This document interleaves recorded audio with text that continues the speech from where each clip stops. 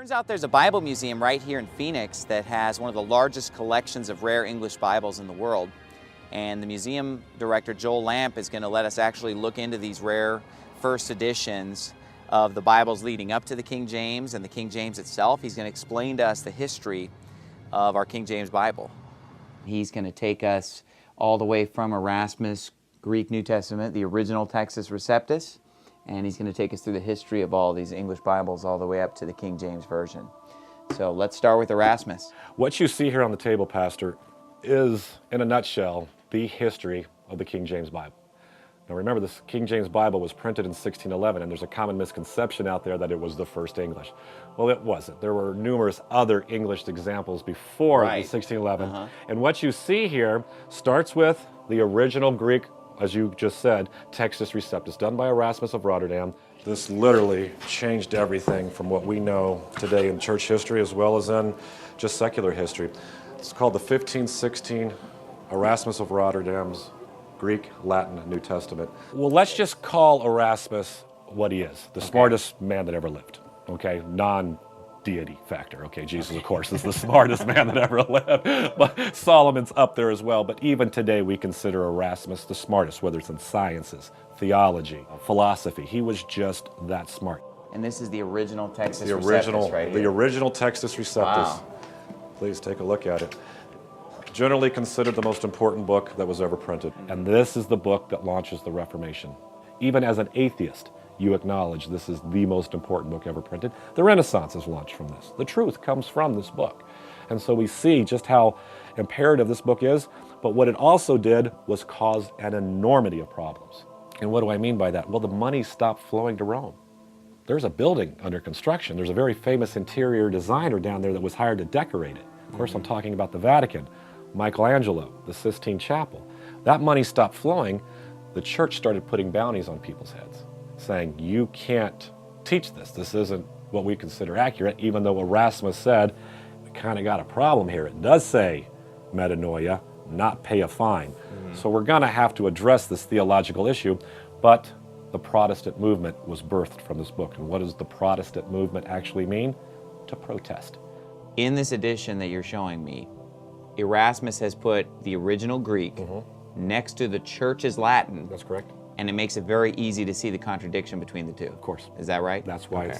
that's why making sure I understand. That's why it changed everything. Because it showed what we were doing wrong, showed what it should be. Right. But he didn't translate it to show what it should be until later. Okay. Okay, that wouldn't be until Right. 1519. So these are two contradictory things side by side. And all he's doing is just showing the evidence. The church's Latin corrupted version and then the original Greek Textus Receptus. He just put it side by side and just basically let the reader be the judge. But this is the bullet that basically effectively killed the church. Right. What you see here is what we know today as the first edition Coverdale Bible. What really it is, though, is the work of William Tyndale. Now, as we know, Tyndale is the inventor of the English we speak today. He's also the inventor of our very first English Bible translated from the original languages. Tyndale in England wanted to do the same thing Luther was doing in Germany. And he went underground, and with the aid of Luther's library, books like this here, and later editions of Erasmus's work, Tyndale would produce the very first New Testament. It becomes the most hunted book in the history of England. And so the king wants this thing burned. So England was still totally under the control of the Catholic Church at the time that Tyndale is producing his New Testament, 1526. And it is a book that's basically an assault on the established or Catholic Church of London at that time. This became a monumental achievement because Tyndale, in the last years of his life, spent most of his time translating from the Hebrew and the Greek to produce this book. The rest of the Old Testament, some of it, they weren't able to get done from the original Hebrew by the time this book came out. Well, no, because Tyndale was arrested in 1534. Right. He's held under house arrest for 500 days. Okay. And then on the morning of October 6, 1536, he's taken out and burned. But in that incarceration period, Miles Coverdale finished that which Tyndale had started. Gotcha. Now, what I love more than anything that we have in this room is this text here. This is the 1537, what we call the Matthew's Bible. Now, what is this? It's nothing more than a completed this. Right. Now remember, when Tyndale dies, his last words, as you spoke so eloquently earlier, were, Lord, open the eyes of the King of England. Now, what happened in that prayer? Tyndale could have said a million things. Why waste your last breath saying, Lord, open the eyes of King of England?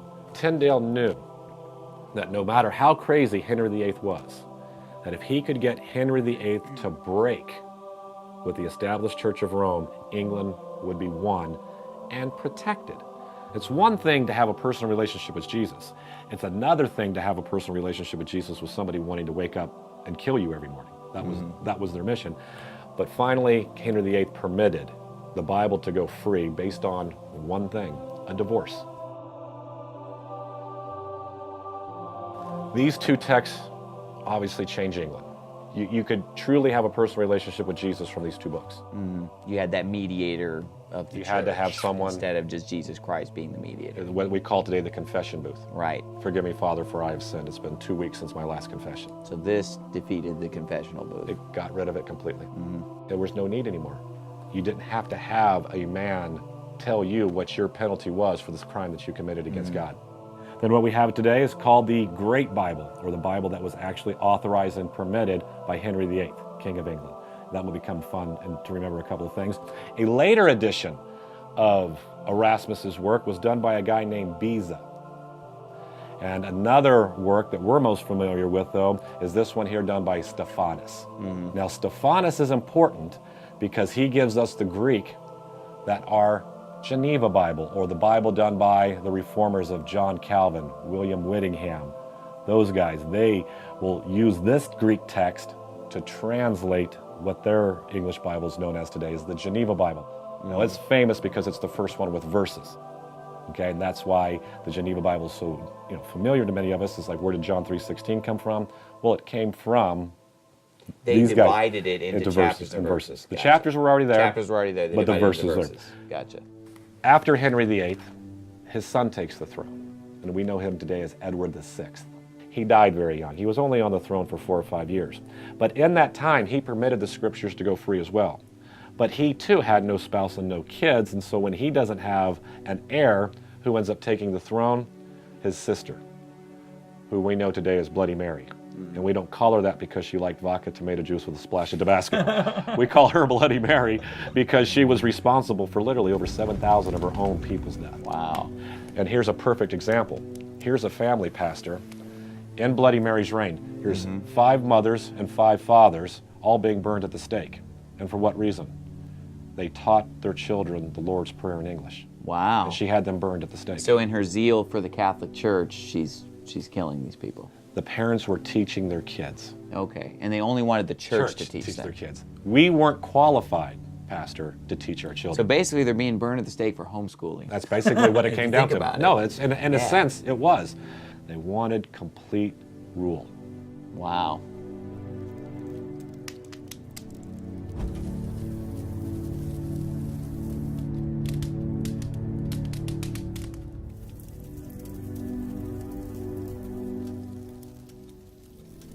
Well, during that uprising, men of courage decided that we're going to rebel. And what were their names? John Knox, John Fox, William Whittingham. They fled England, and they go to work on a brand new text. And what do we call that text today? We call that the Geneva Bible. Well, it says right on there, it says someone has written here, Family Bible. That's right. And that's what it truly was, the very first family Bible. Right. What we know today as the Textus Receptus. It will go to produce what we know as the very first homeschool Bible, the Geneva Bible. Right. And so this is the book that sails over on the Mayflower. Gotcha. That's the Bible that settles Jamestown. After Bloody Mary's terror, she had a sister. Of course, we know her name as Queen Elizabeth. To win the hearts of the people, she gave us the Bishop's Bible. This was done by bishops, done by pastors. But they're building upon the work of the Geneva Bible. They just wanted something that was a little bit more authoritative. Right. This comes from people you can trust. Experts. Hebrew, Greek experts, but truthfully, Right. it never settles with the people. It was a glorious work. She was Somehow it just didn't catch on. It just never caught Maybe on. God just knew that something was better was coming down the pike. And then, of course, she didn't have a spouse, no kids. So who would take the throne? Her cousin from Scotland. Of course, we know him as King James.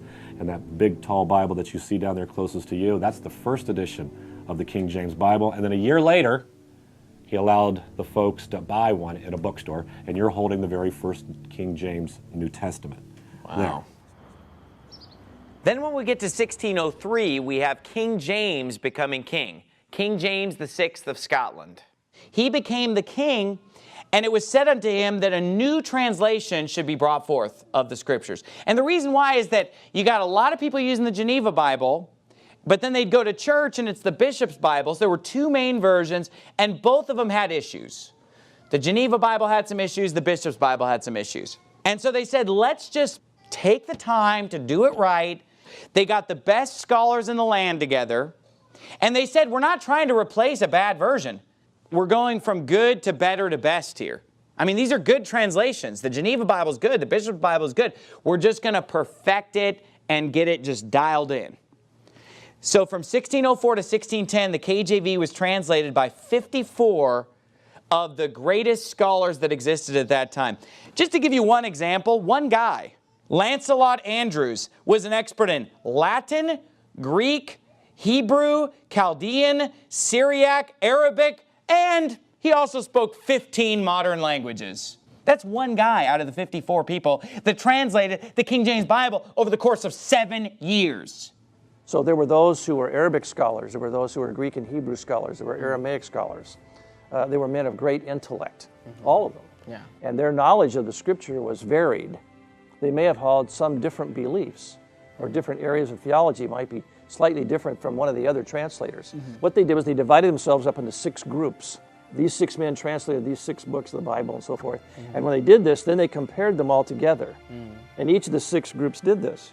And then they chose one leader out of each group to evaluate all 6 groups. And so what happened was every passage of Scripture was evaluated 15 times. Wow. And in the end of it all of them came into agreement with what was translated based upon the correct verbal dynamic that they used. That is, for what it says, that's what it means, even if it was in slight contradiction to what they might think. The king in 1603 said, okay, I'm going to organize a committee. And no matter how long it takes, you're going to go to work using 2 rules. Old Testament must be translated from the Hebrew. New Testament must be translated from the Greek. And I'm going to give you all the resources humanly possible to make this happen. So the best Hebrew of that day, the best scholarly Greek of that day, and in 1603, 53 guys were hired. They go off, and for 7 years, they work on what we know today is the most important book in the history of man. The first edition, first issue, first printing of the King James text. And it took them 7 years. And they did a phenomenal job. And the King James that you and I read today, of course, comes from that 1769 revision, but this was the anchor of the text. And this is the product of it. And in 1612, he gives us what we know today as the very first handheld King James New Testament. And this is what caught on. That's what caught on. The handheld King New says Testament. if you can afford it, you can own it. Every bookstore in London sold it, and it would take off. And then it would become, and always has been, the #1 selling book in the history of man. No book has ever outsold this text, or ever will.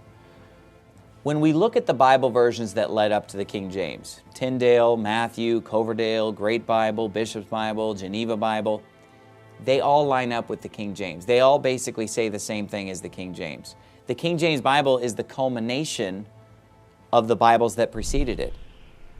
So if the King James Bible is consistent with all the other English Bibles that led up to it, why are these modern Bibles so different?